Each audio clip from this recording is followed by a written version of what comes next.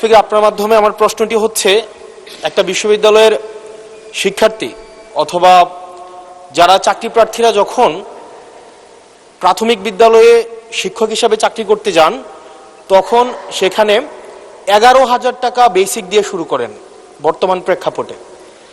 অর্থাৎ এই চাকরিটা হচ্ছে 13 গ্রেডের চাকরি এবং তৃতীয় শ্রেণীর। একজন যখন সেকেন্ডারি এডুকেশনে চাকরি করতে যান, তখন বেসিক বেতন পান 16,000 টাকা। এটা 10ম গ্রেডের এবং দ্বিতীয় শ্রেণীর চাকরি।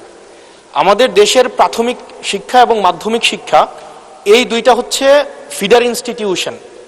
আমরা যদি ভালো শিক্ষার্থী ফিডার ইনস্টিটিউশন থেকে আমরা টারশিয়ারিতে পাঠাতে পারি, তাহলে সেখানে একটা রিসার্চ বেসড আমরা একটা আউটকাম পাব। মাননীয় প্রধানমন্ত্রীর কাছে আমার প্রশ্ন, বর্তমান বাস্তবতায় 11,000 টাকা বেসিক এবং 16,000 টাকা বেসিক দিয়ে এই আসলে শিক্ষক হতে আগ্রহ নিয়ে এসে এখানে আসলে দিন শেষে সার্ভাইভ করা খুব কঠিন হয়ে যায়।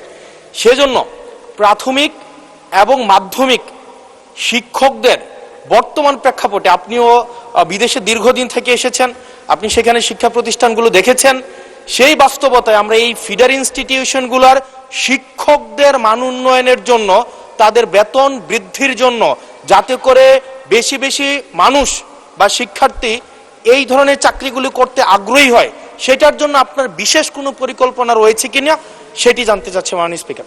মাননীয় স্পিকার, আপনাকে ধন্যবাদ এবং জনাব হাসনাত আপনাকেও ধন্যবাদ আপনার প্রশ্নের জন্য। আপনি নিশ্চয়ই খেয়াল করেছেন এই বাজেট সেশনে আপনি উপস্থিত ছিলেন এবং আমার এই প্রথম প্রশ্ন যেটা ছিল মূল প্রশ্ন, সেখানে আমি বলেছি যে এই বাজেটে টোটাল জিডিপির 2% আমরা শিক্ষার জন্য রেখেছি। এবং শুধু তাই নয়,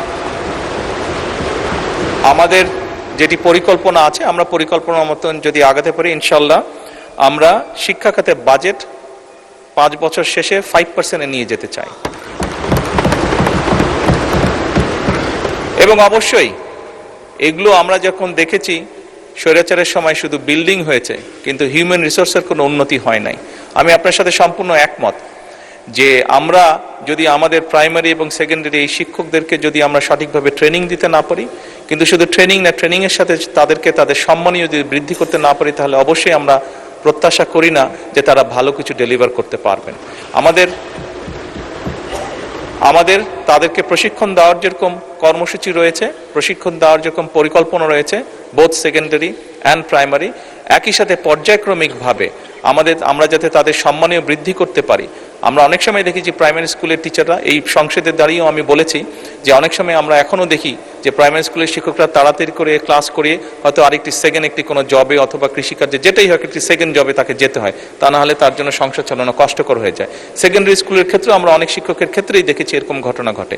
এই কাজটি যাতে তাদের না করতে হয় এবং তারা যাতে সঠিকভাবে তাদের সময় এবং তাদের মেধা শিক্ষার্থীদের পেছনে ব্যয় করতে পারেন, সেই জন্য তাদের সম্মানই বাড়ানো প্রয়োজন বলে আমরাও মনে করি এবং পর্যায়ক্রমিকভাবে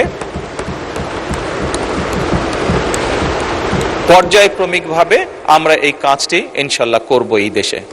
ধন্যবাদ মাননীয় স্পিকার।